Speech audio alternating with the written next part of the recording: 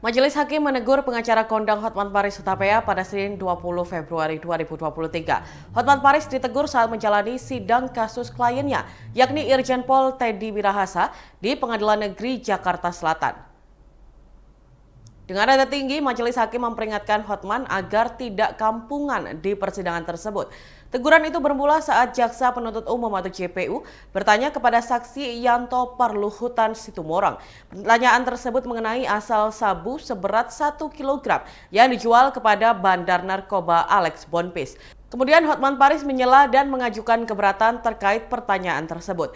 Menurutnya, pertanyaan dari JPU justru mengarahkan Yanto agar mengakui sabu itu berasal dari Teddy Minahasa.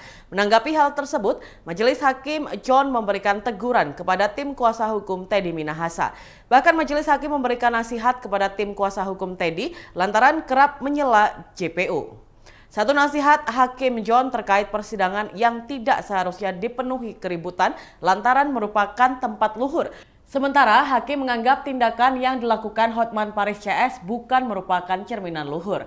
Bahkan Hakim John menyebut tindakan tersebut merupakan perbuatan yang kampungan seperti di warung.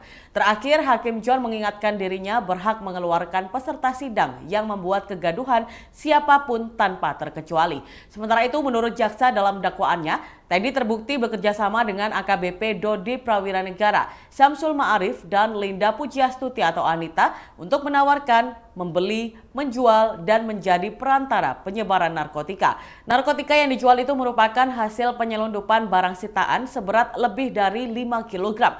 Dalam persidangan terungkap bahwa Teddy meminta AKBP Dodi mengambil sabu itu lalu menggantinya dengan tawas. Awalnya Dodi sempat menolak, namun pada akhirnya Dodi menuruti permintaan Teddy. Dodi kemudian memberikan sabu tersebut kepada Linda. Setelah itu, Linda menyerahkan sabu itu kepada Kasranto untuk kemudian dijual kepada bandar narkoba. Total ada 11 orang yang diduga terlibat dalam peredaran narkoba ini, termasuk Teddy Minahasa.